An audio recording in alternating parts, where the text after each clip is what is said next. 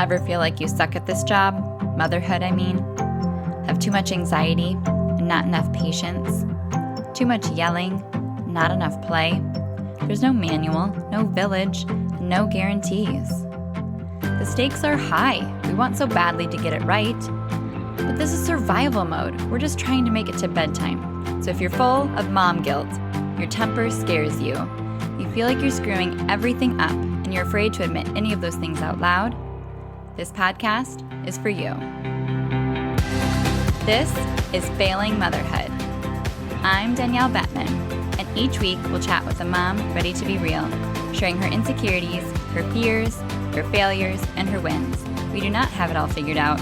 That's not the goal. The goal is to remind you, you are the mom your kids need. They need what you have, you are good enough, and you're not alone. I hope you pop in earbuds, somehow sneak away, and get ready to hear some hope from the trenches. You belong here, friend. We're so glad you're here.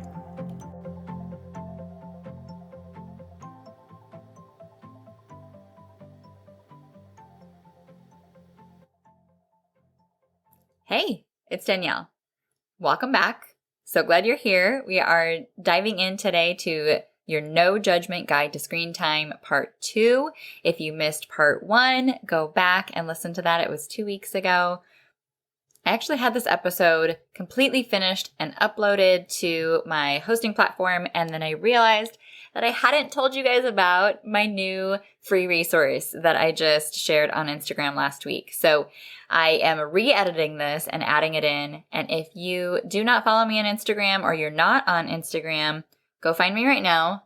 But for those of you that missed it, I have a new resource. It's called Extreme Makeover Patience Edition.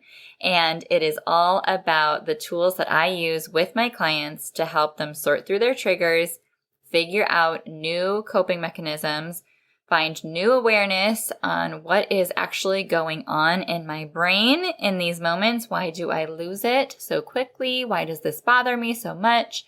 And find absolutely new ways to move forward and have tangible next steps. Now, it's like a diagnostic tool that helps you find self-compassion, helps you identify the deeper root of this ongoing struggle, and allow you to tap into patience that you just didn't know you had. It includes journal prompts to discover what is holding you back, common challenges that you didn't realize were limiting you, and ways to rewrite the story that you are telling yourself in some of those hardest moments. It allows you to assess your capacity, audit your thoughts, and master new tools to gain composure. I'm telling you, keeping your composure as a parent is a skill set, likely one that wasn't modeled well for you or explicitly taught in any way. Overriding your instincts under stress is hard. The first step is awareness, then acceptance, and then action. When you realize what's really going on in some of your worst moments, then you have the insight you need to choose differently next time. Without it, you're just doomed to repeat the same vicious cycle over and over and over until your child is parenting the same way you do now. You are not a bad parent. Parenting a strong-willed child is a lot. Of course you get overwhelmed. You just need more tools. So download this free guide called Extreme Makeover Patience Edition and never look at your patients the same way again. Go to parentingwholeheartedly.com/patience or click the link in the show notes. I am also doing something super crazy, and I'm opening Wholeheartedly Calm up again. So the last time it opened was May 1st, and that group is currently finishing up their 11 weeks this week. And I just can't wait until September to get more parents into this program because of all of the powerful feedback and stories and examples that the current parents are sharing.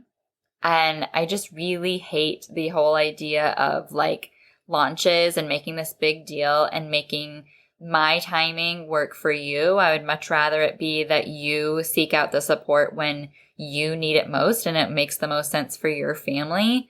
when you have the capacity for it, when you have the urge to know that it's now or never, I want it to be there for you. I want it to be open. I want it to be ready to serve you and support you as soon as possible. So for that to be the case, I am just going to keep this party going and keep offering these live Q&A calls every single week moving forward.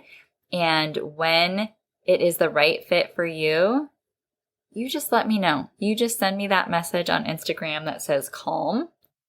And that way I can ask you a few questions to make sure that we are the right fit to work together and that I can support your family. And then I'll share more details from there.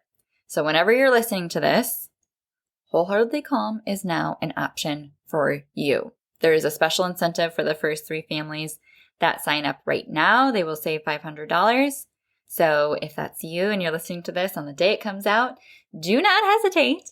But for the rest of you moving forward, just know that it's on the table.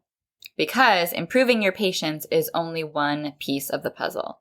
If you tend to jump between discipline strategies and none of them are really working, if you collect parenting information like Pokemon cards and it never seems to translate to work in the moment, and if you are ready to make peace with the temper that you didn't know you had, then join Wholeheartedly Calm. In this 11-week group, I will help you understand your strong-willed child in a whole new way, rethink discipline completely, find new tools that work with them, not against them, problem solve your unique pain points and find new solutions, and ultimately transform your relationship with your strong-willed child.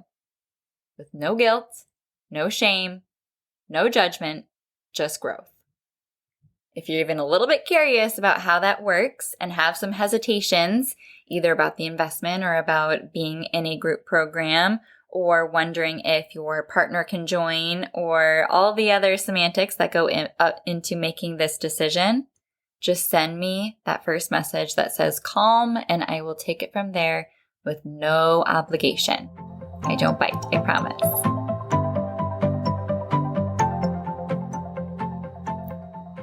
Hey, it's Danielle. I'm so glad you're back for your No Judgment Guide to Screen Time, Part 2. Now, before I get into that, I need to tell you, I don't put a lot of personal updates into the podcast episodes, sometimes because I'm not sure when they're going to air and I'm recording things ahead of time. But I did just finish the finale of This Is Us, my most favorite show in the entire world. And I will admit, a lot of the last season was very rushed. And, there's different things that they could have done to add in more things or more elements from other people's stories, but it was still great. And at the end of the episode, I was reading a Reddit thread about what other people think. And I always do this whenever I finish a new TV series.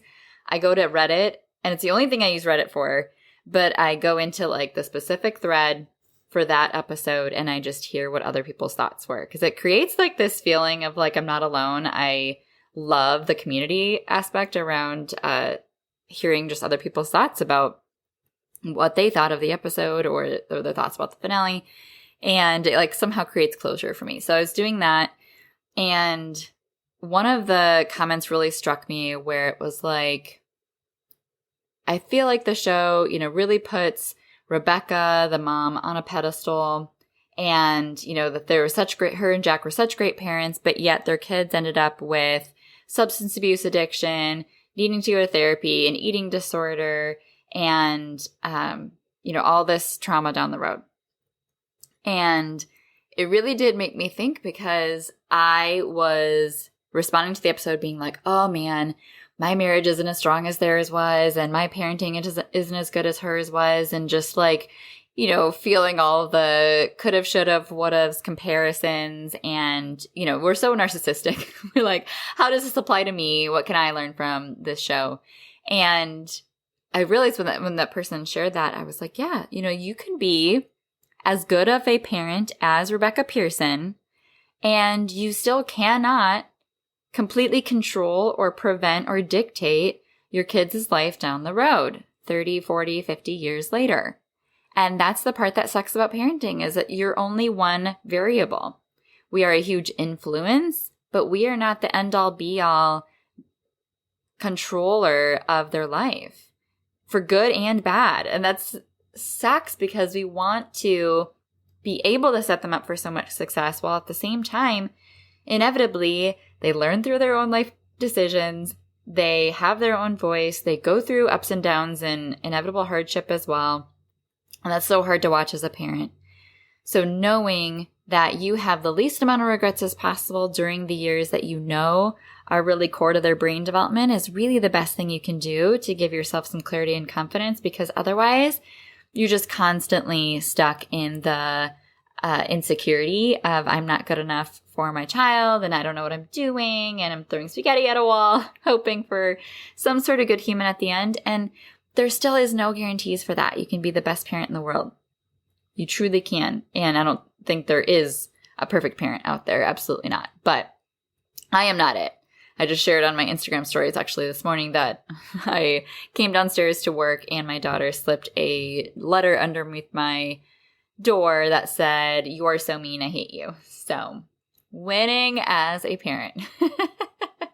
But inevitably, we are going to have to watch our kids grow up and walk away from us and hopefully want to continue to include us in their lives. So that's why we're talking about things like screen time, so that we can feel a little bit better about how we're doing, feel educated to feel more secure in our decisions, and know ultimately we are the one that knows them best.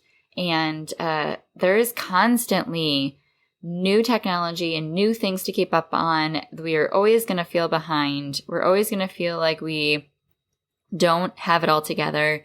And accepting that is definitely one huge part of our mindset. So I'm going to dive in now to Screen Time Part 2. If you missed it, go back and watch the No Judgment Guide to Screen Time Part 1, where we talked about 3 things to consider when deciding to use screens, the screen time boundary and limit I recommend, and why your child seems obsessed with asking for screens, how you're inadvertently reinforcing it, and what to do about it. If that was valuable, let me know on Instagram. I am at parent_wholeheartedly. And today we are going to be talking about how to transition off of screens without a meltdown, how to reduce dependency on screens if that is one of your goals, and address why kids become obsessed with video games and why it might not be such a bad thing. So, number 1, how to transition off of screens without a meltdown. Now, the backstory here that we need to understand is that we all tend to get into kind of a trance-like state when watching or on a screen, especially if our blood sugar is low or it's getting close to bedtime anyway, or if the show or game itself is very fast-paced or stimulating. A quick change to turn it off creates an abrupt transition in our brainwaves and in the state of our mind. So we want to be able to stretch out that transition and help them acclimate back to real life. So before you turn on a screen, agree together when it's going to get turned off before it gets turned on. So, decide together if that's one episode or if it's at a certain time or, before we have to leave or whatever that agreement is. Then, as that episode is wrapping up or as it's approaching that time, ask a question about the show while they are still watching. Anything about a character you're curious about or what's happening at that moment in the show. Follow up their answer with a quick reminder of, okay, remember when this episode is over, we're going to have to go. We're going to turn it off. Then in 1 more minute, ask another question about the show itself or that episode. Something that's a little bit broader, less about the innate details of that exact episode, but more about the show itself or how watching was. Showing that interest is helping them connect to you and helping them also zoom out from being so hyper-focused and stimulated by that show to be able to literally gear down or click out of that trance, thinking about your question, and then being able to answer it and kind of coming back to real life, kind of in the way that you wake yourself up out of a meditation or shavasana in yoga. You have to be able to kind of ease out of that trance in a more gentle way. So the 2 questions leading up to the transition help do that and lay the framework for you to then be able to guide the transition of, oh, wow, that was such a good episode. You love that show. And let them know it's time to move on, while also validating what they are trying to say. Because when you don't give them the space to feel heard and to get their message across, they feel like they have no choice but to escalate that message. So say for them what they would be trying to say, or say things that they would agree with so that they say, exactly. So that's when you would say, oh man, that went so fast. I bet you could watch 18 more episodes. How many do you think you could watch without getting bored of this show? Wow, that's so many. I wish that we could just stop time and keep watching, right? And then when they agree with you, say, oh man, can you invent that button that just stops the clock, please? That would be so great. Well, it is time for bed. Would you rather jump up the stairs or have me give you a piggyback ride? So you're going to do that segue of, here's all the things that I agree with you. I am on your team. I am over here wishing that you had all the TV time in the world as well. And it is time to move on. Your options right now are A or B. And if they pick C, it's fine, as long as it is also a win-win option that gets the end goal done. So to wrap up, that is agree beforehand when it's going to get turned off. Then as it's finishing, ask 2 questions while they're still watching to help click their brain back into gear. And then transition with validating their love for it and how you're on their team of wishing they could have more, while also transitioning into the choice they have right now of 2 ways to move forward and get done what needs to get done. Neither one of those are watching more TV, but then being able to offer them the yes of when is the next time they'll know when they can watch TV. And we covered that in Screen Time Part 1. When it's unpredictable, then they feel like they have to beg or whine for it. And instead, if you just let them know, no matter when it is, they will feel much better about giving you back that power over the next yes. So that is number 1, transitioning off of screens without a meltdown. Number 2, how to reduce the dependency on screens if that is one of your goals. Again, we talked about in the first episode that screen time is much more of a lost opportunity cost decision, and there are so many seasons and phases where there is no better option because you are sick, because you have a new baby, because you're in quarantine. There's a million good reasons when screen time is the best option of what they can do. But if you are in a season of life where you feel like you're easing out of one of those phases and you've developed a lot of bad habits, or you just feel like there are more things that you want to be including into your week or your day, like time for special time or like time for a family meeting or, walks outside or something else, and you're trying to figure out how do we lessen the habits and the dependency we've created on screens, that's when you're going to do some of these things that I'm recommending next. So only if it's one of your goals.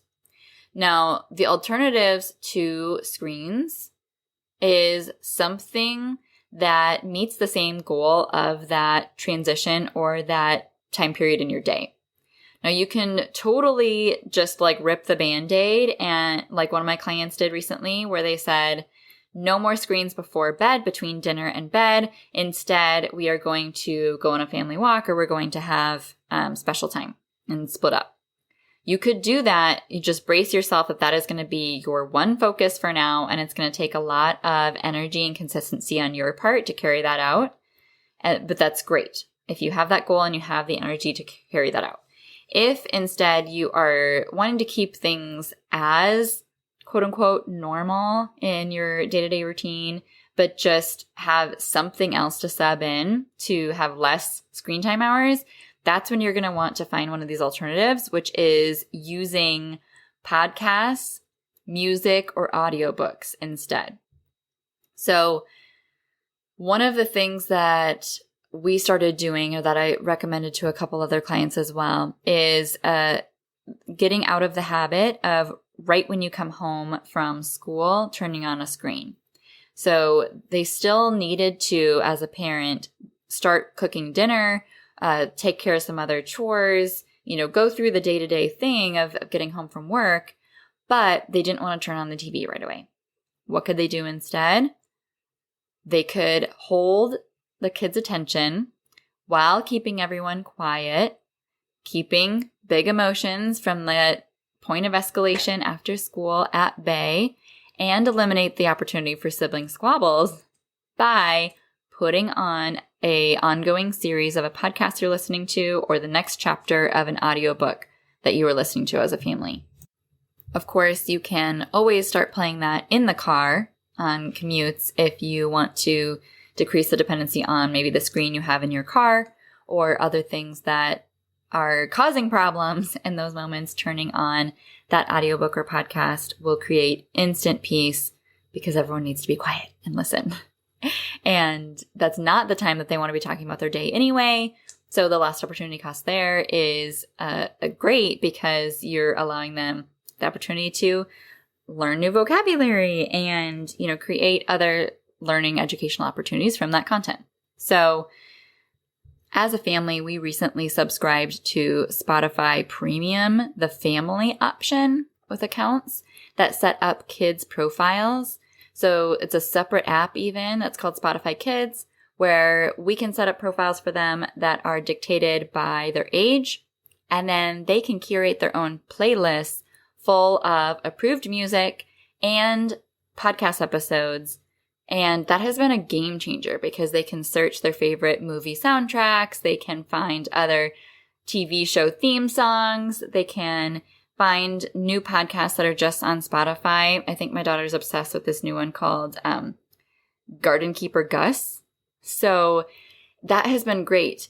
My strong-willed daughter, now keep in mind she's already 8, but she will clean her room, she will fold her laundry, she will shower, pretty much anything I want her to do as long as I let her listen to her music or her playlist. And she recently got a little Bluetooth speaker. We put it in the shower and she will stay in there for hours.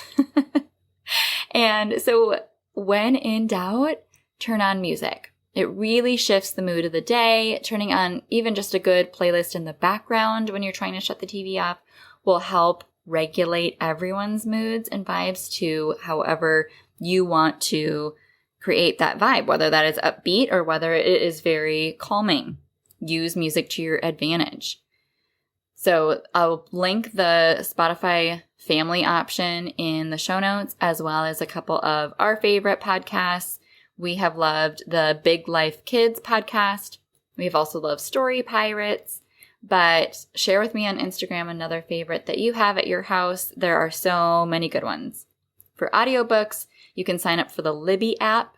I'll link that in the show notes as well, where you log in with your library card and then you can rent audiobooks and play those. I think you can have them for like 14 or 21 days. And it's just like Audible, but it's free. And that is where we have found some of the books that we've loved to listen to as a family, like Mr. Popper's Penguins or Charlie and the Chocolate Factory. I'm telling you, that will be such a game changer when you switch your routine just from screens are an option to an audiobook or just listening only options. The other tip I have for decreasing the dependency is just creating some of those blocks that really support you in your routine, where your kids understand, again, those boundaries that we talked about from part 1 of we have no screens before school or no screens after dinner, and some of those rules can really set you up for success. But then having a meanwhile activity can also be really helpful. And that's just what I call the current toy option or project that is out and available at all times for them to be able to gravitate towards when there is a transition, like getting home from school or getting done with dinner before everyone else does, or having some time between bath and bed where they don't know what to do instead and they just want to be entertained. Having a meanwhile activity means that you just have their little art table in the living room that has something on it that they can do that you point them to as that redirection tool. Because so often their brain is just like, I don't know what to do, so I just go back to my old trusty option, or I'm just so fixated on what I want instead of what I can have, I don't even know what to do instead. So giving them two options to choose from of, oh, you still have your stickers out on your art table, you can go do that, or you can go, play magnet tiles on the fridge.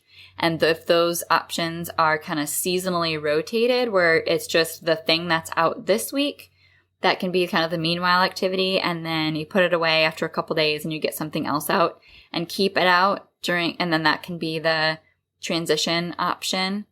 For my daughters, it's usually whatever's been out on the dining room table, or we always have Legos that live in kind of our formal living room, and we can point them to that if they need something to do in between.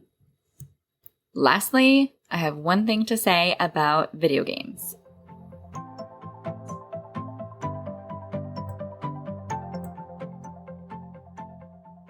Hey, if you're new here, I'm Danielle.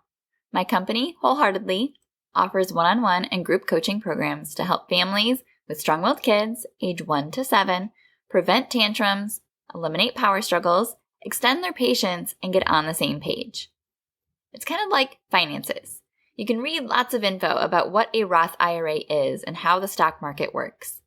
But if you really want to get serious about paying down debt or growing your wealth, you go see a financial advisor who can give you very specific recommendations based on all the unique facets of your situation. I'm your financial advisor for parenting, and I've designed the way we work together to give you nothing less than a complete transformation. While we work together, I'm able to help you figure out why your child is losing their mind and why you are losing your mind, and guide you to master effective long-term solutions through 3 main focuses. Number 1, my Cultivating Cooperation guide teaching you the tools of positive discipline. Number 2, managing your mind by working through my Triggers workbook. And number 3, establishing your family's foundation by writing your family business plan. My coaching is comprehensive, practical, individualized, and full of VIP support.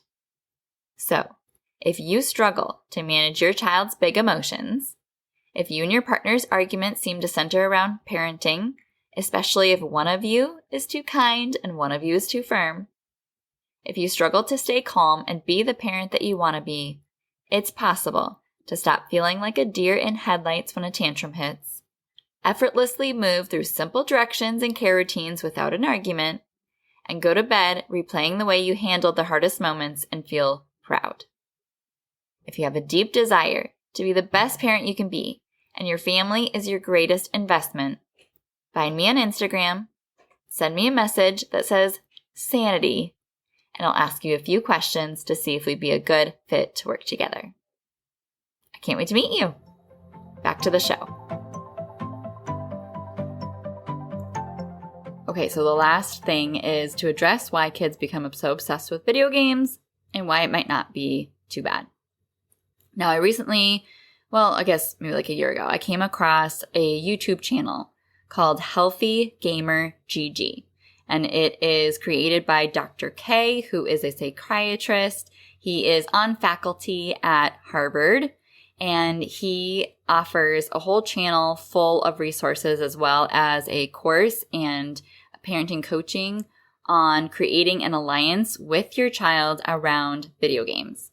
And he speaks from personal experience of his road to kind of burning out already and then finding more traditional success, and offers a lot of insight into what's going on in your child's brain and why they are so obsessed with video games. And even if your child doesn't play them at all yet, because I know a lot of my listeners are on the younger end, it really was a game changer for me to understand why they're valuable. And the biggest piece of it was understanding that video games scaffold their learning to be immediately meeting a child where they're at. So while school might feel either very underperforming or overperforming, as in the expectations are below them or the expectations are way too high and they're behind, video games meet them exactly where they're at and then challenge them one tiny next step next. And then once they accomplish that, it's then the next step and then the next step and then the next step. And it's very gratifying. It provides a huge sense of accomplishment and helps them feel capable. It is a great opportunity for a social outlet, and it helps them learn, a lot of important technology skills that are inevitable in this time and age. But essentially, they're very, very stimulating because of exactly how individualized the path is for them, depending on what they're playing. And so it's important to not feel like it's your child and their video games against you. You want to make sure that you validate and completely understand how important they are to your child, how much they love them, how much they feel good when they play them, and create a partnership where you want to help set them up for success with just some simple boundaries or ways to make it manageable day to day so that they're meeting their needs while also understanding the needs of everyone else in your family. And that's where you can come up with collaborative problem solving options for, what to do if you're having a hard time transitioning off of them, or that they're not, going to sleep because of them, or, other things that are an issue. It's really important to be able to understand where they're coming from, to meet them there, to then bring them over into where they need to be and teaching them those skills to help, manage that, rather than making it a complete power struggle battle from the beginning where they see you as the adversary enemy who does not get it. And so just wanted to throw that out there because I don't think, I would have him on the podcast for a whole episode. But if you are a family with older children, or you just want to prepare yourself for those years down the road when it might start to become an issue, I want you to have a little bit of insight and some resources to go to. So I will go ahead and link his YouTube channel in the show notes, as well as his course, Healthy Gamer Action Plan, if that is something you can take advantage of already. So overall, I hope you know that I do not judge you for using screens. Screens are your friend. They are a parenting tool. And the more confident you feel in using them, the less you're going to beat yourself up with guilt. So you can therefore show up as an even better parent when the screens are off. You're doing great, and I'm so glad you're here. Thank you so much for tuning into this episode of Failing Motherhood. Your kids are so lucky to have you. If you loved this episode, take a screenshot right now and share it in your Instagram stories and tag me. If you're loving the podcast, be sure that you've subscribed and leave a review so we can help more moms know that they are not alone if they feel like they're failing motherhood on a daily basis. And if you're ready to transform your relationship with your strong-willed child and invest in the support you need to make it happen, schedule your free consultation using the link in the show notes. I can't wait to meet you. Thanks for coming on this journey with me. I believe in you, and I'm cheering you on.